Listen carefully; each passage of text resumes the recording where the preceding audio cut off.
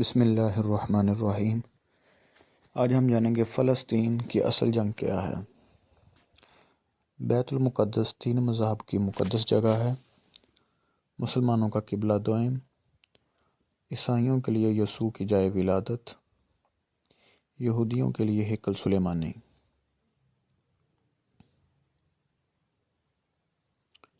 حضرت ابراہیم علیہ السلام کے دو بیٹے تھے، اسماعیل علیہ السلام اور حضرت اسحاق علیہ السلام۔ اسحاق علیہ السلام کے بیٹے حضرت یعقوب علیہ السلام تھے۔ یہیں سے اسرائیل کی کہانی شروع ہوتی ہے۔ اسرائیل یعنی اللہ کا بندہ، اور یہ لقب حضرت یعقوب علیہ السلام کو دیا گیا۔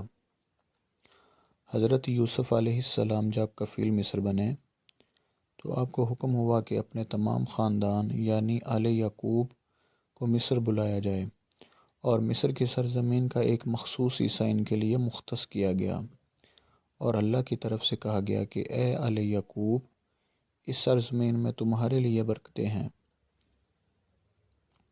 حضرت یوسف علیہ السلام 12 بھائی تھے، اسی لیے اللہ تعالیٰ نے ان کے لیے 12 چشمے جاری کیے، اور یوں اس سرزمین کا نام حضرت یعقوب علیہ السلام کے لقب سے اسرائیل پڑ گیا، جسے آج یروشلم بھی کہا جاتا ہے۔ آپ کی نسل سے کم و بیش 70,000 انبیاء کرام آئے۔ حضرت یوسف علیہ السلام کے بھائی یہودا کی نسل آگے بڑھی تو اس میں سے آنے والے تمام بنی اسرائیلی یہودی کہلائے۔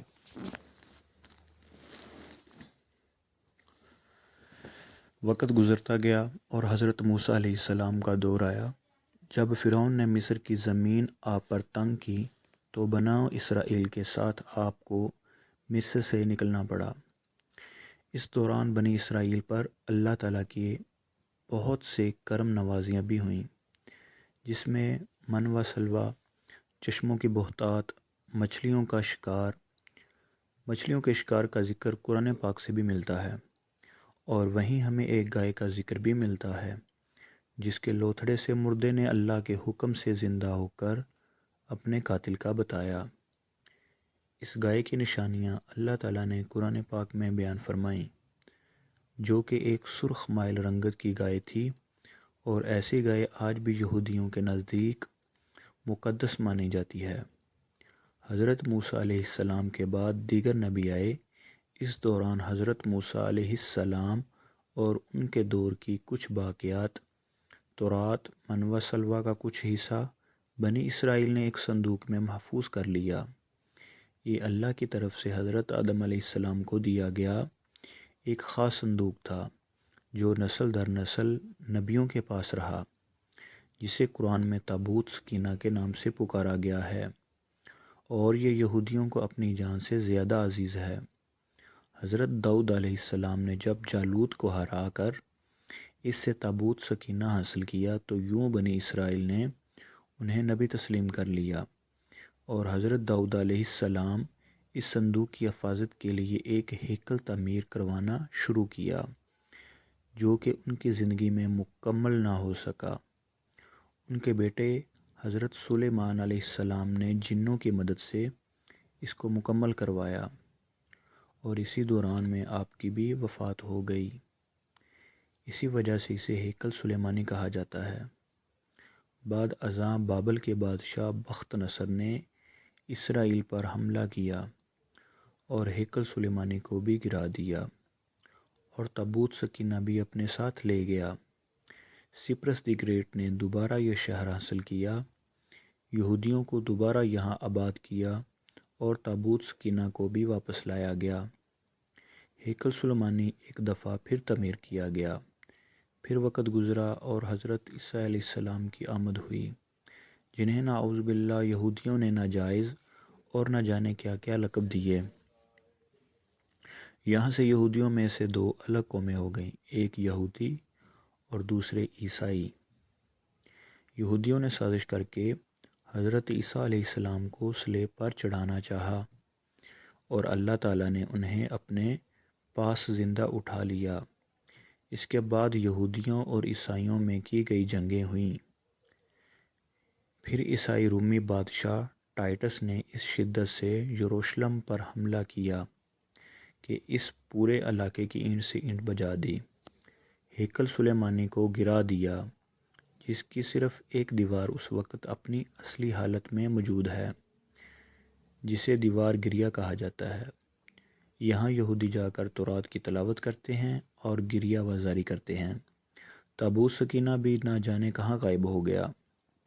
ٹائٹس کے حملے کے بعد یہودی آخری نبی کے انتظار میں تھے، کیونکہ اللہ پاک کا ان سے وعدہ تھا کہ انہیں پھر عروج بخشا جائے گا۔ اس وعدے کا ذکر سورۃ البقرہ میں بھی موجود ہے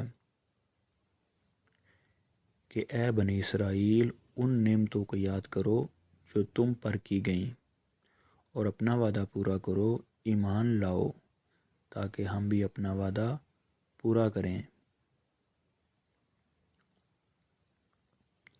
قیامت کی نشانیوں میں سے ایک نشانی یہ بھی ہے کہ ہیکل سلیمانی کی 3 دفعہ تعمیر ہوگی، جو کہ 2 دفعہ ہو چکی ہے۔ یہودی اپنے مسیحا اور آخری نبی کے انتظار میں تھے کہ ٹائٹس کے حملے کے 500 سال بعد نبی آخر الزماں کی ولادت ہوئی۔ یہاں یہودیوں کو یہ جھٹکا لگا کہ سارے نبی حضرت اسحاق علیہ السلام کی نسل سے ہیں، تو آخری نبی حضرت اسماعیل علیہ السلام کی نسل سے کیوں کرا گئے، اور انہوں نے ایمان لانے سے انکار کر دیا۔ مسلمانوں کے لیے بھی وہ انبیاء ہی کی نشانی تھی، اسی لیے ہیکل سلیمانی کو بیت المقدس کا نام دیا گیا۔ اسلام کے آغاز میں یہودیوں کو قائل کروانے کی خاطر ہی بیت المقدس کی جانب منہ کر کے نماز ادا کرنے کا حکم ہوا، کیونکہ یہودی اسی طرف منہ کر کے عبادت کیا کرتے تھے۔ 17 ماہ بعد ہماری عبادت کا رخ بیت المقدس سے بیت اللہ کی جانب موڑ دیا گیا، کیونکہ مسلمانوں کا شروع سے قبلہ اول وہی رہا، جسے پہلے حضرت آدم علیہ السلام اور پھر حضرت ابراہیم علیہ السلام نے تعمیر کیا۔ حضرت عمر رضی اللہ تعالیٰ عنہ کے دور حکومت میں اسرائیل یعنی یروشلم پر عیسائیوں کا قبضہ تھا۔ بیت المقدس کے ہی احاطے میں انہوں نے گرجا گھر تعمیر کیا ہوا تھا، اور عین تابوت سکینہ والی جگہ وہ گند پھینکا کرتے تھے۔ یہودیوں کی نفرت میں یروشلم کی فتح کے وقت جب حضرت عمر وہاں گئے تو عیسائیوں پر برہم ہوئے، وہاں صفائی کروا کر مسجد تعمیر کروائی، اور قرآن میں موجود معراج والے واقعے کی نسبت سے اس مسجد کو اقصی کا نام دیا گیا۔ یہودیوں کی دیوار گریہ بھی اسی احاطے میں موجود تھی، تو زائرین کی حیثیت سے انہیں بھی وہاں آنے کی اجازت دے دی گئی۔ خلافت عباسیہ تک یروشلم ایک مسلم شہر رہا۔ اس کے بعد عیسائیوں نے دوبارہ یروشلم پر حملہ کر کے اس پر قبضہ کر لیا۔ صلاح الدین ایوبی نے عیسائیوں کے خلاف 50 سے زائد جنگیں کر کے بیت المقدس دوبارہ حاصل کیا، اور پھر 700 سالوں تک یہ خلافت عثمانیہ کے زیر سلطنت رہا۔ یہودیوں کی بھی دیوار گریہ تک اپنے مذہبی اقدامات کی آزادی رہی، اور یہودی آہستہ آہستہ پھر یروشلم میں آباد ہونا شروع ہو گئے۔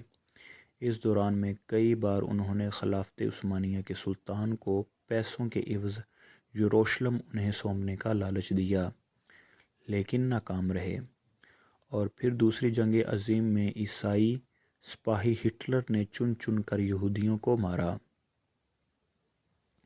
تقریباً 60 لاکھ کے قریب یہودیوں کا قتل عام کیا گیا، اور یہ در بدر بھاگنے پر مجبور ہو گئے۔ اس دوران میں انہیں یہ اندازہ ہو چکا تھا کہ انہیں اب خود اپنی جان پہچان بنانی ہے، اور بائبل میں موجود یہودیوں کے آخری عروج سے قبل والی کئی نشانیاں بھی ظاہر ہو چکی تھیں، اور وہ یہ تسلیم کر چکے تھے کہ ان کا آخری مسیحا اب دجال ہوگا، جس کی بدولت پوری دنیا میں ان کا دوبارہ بول بالا ہوگا۔ انہوں نے برطانیہ سے ساز باز کر کے خود کو الگ ریاست تسلیم کروا لیا۔ یوں اسرائیل باقاعدہ ایک ملک کی صورت میں دنیا کے نقشے پر ابھرا۔ پھر آہستہ آہستہ انہوں نے فلسطین اور دیگر مصری علاقوں پر بھی قبضہ کر لیا۔ عرب ممالک اسرائیل کے خلاف جنگ پر آئے، لیکن اس وقت تک یہ خود کو اتنا مضبوط کر چکے تھے، عرب ممالک کو اس ایک چھوٹے سے ملک سے منہ کی کھانا پڑی۔ عیسائیوں نے بھی دیکھ لیا کہ اب ان سے لڑ کر کچھ وصول نہیں ہونا، تو باقاعدہ گرجا گھروں میں پادریوں نے تقریبات منعقد کیں اور یہودیوں کے لیے معافی کا اعلان کیا گیا۔ یوں سیاسی اور اقتصادی مفاد پرستی نے 2000 سالوں سے ایک دوسرے کے ازلی و جانی دشمنوں کو ایک صف پر لا کھڑا کیا، اور قرآن کی بات بھی سچ ہو گئی کہ یہود و نصارہ ایک دوسرے کے دوست ہیں۔ یہودیوں کے عقائد کے مطابق وہ ہیکل سلیمانی کی حفاظت نہیں کر پائے تو خود کو قصوروار کہتے ہیں، خود کو سزا دینے کے لیے زنجیروں اور چمڑے سے پیٹتے ہیں اور دیوار گریا کے پاس آہ وزاری کرتے ہیں۔ وہ ایمان رکھتے ہیں کہ تیسری بار انہیں پوری دنیا پر حکمرانی حاصل ہوگی۔ اس کے لیے انہیں مسجد اقصیٰ کو گرانا ہوگا، جس کی تیاری وہ کر چکے ہیں۔ کب سے مسجد اقصیٰ کے نیچے بارودی سرنگیں بچھا دی گئی ہیں۔ اس کے بعد ہیکل سلیمانی تعمیر کر کے تابوت سکینہ وہاں رکھنا ہے۔ تابوت سکینہ بھی وہ دوبارہ حاصل کر چکے ہیں، لیکن مسئلہ تھا سرخ گائے، کیونکہ ان کے عقیدے کے مطابق وہ ناپاک ہیں، اور جب تک پاک نہیں ہو جاتے ہیکل سلیمانی تعمیر نہیں کر سکتے، اور پاک ہونے کے لیے سرخ گائے کی قربانی دینا ہوگی۔ وہ گائے جس کی نشانیاں قرآن پاک میں بیان کی گئیں، جو اس وقت بھی انہیں ڈھونڈنے میں مشکل ہوئی تھی، اب بھی 100 سال تک وہ ویسی گائے کی تلاش کرتے رہے۔ ٹیکنالوجی کا استعمال کرتے ہوئے بچے پیدا کرنے کا کامیاب تجربہ کیا۔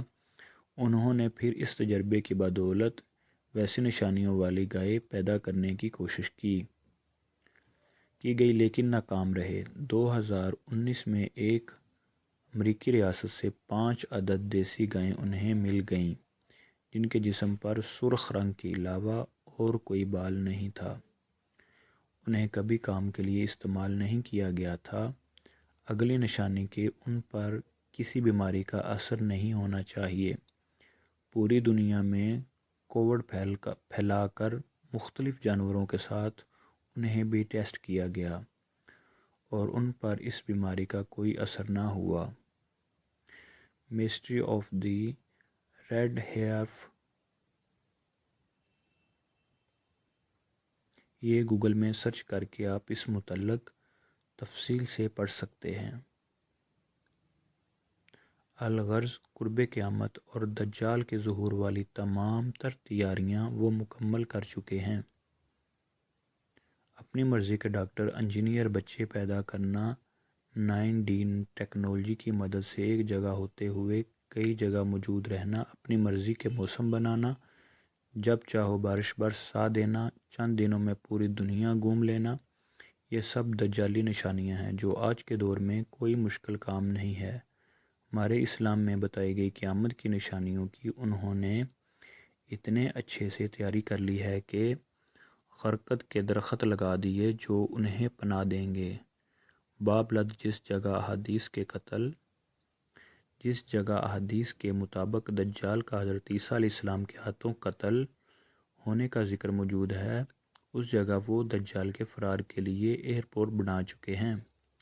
یہ سب تو قربت قیامت کی نشانیاں ہیں، اور ہیکل سلیمانی نے بھی بن کر رہنا ہے۔ پھر اصل جنگ کیا ہے؟ اصل جنگ عقائد کی ہے۔ ہم اپنے عقائد میں اس قدر کمزور ہو چکے ہیں کہ نماز پڑھیں یا نہ پڑھیں ہمیں فرق نہیں پڑتا، اپنے بہن بھائیوں کا حق کھا کر خوشی محسوس کرتے ہیں، اور فرقوں کے خرافات میں الجھے ہوئے ہیں۔ فلسطینیوں کے لیے سوائے دعا اور احتجاج کے ہم کیا کر سکتے ہیں؟ کیا ہم اپنے عقائد کے اتنے مضبوط ہیں کہ ڈالر کے بہکاوے میں نہ آئیں؟ کیا ہم یہودیوں کے مقابلے میں نکلنے والے خراسان مجاہدین کی لسٹ میں آتے ہیں، یا بس سوشل میڈیا کے تماشائی ہیں؟ اگر آج دجال ظاہر ہو جائے اور توبہ کا دروازہ بند ہو جائے تو ہماری آخرت کے لیے کیا تیاری ہے؟ اللہ تعالی ہم پر اپنی رحمت کا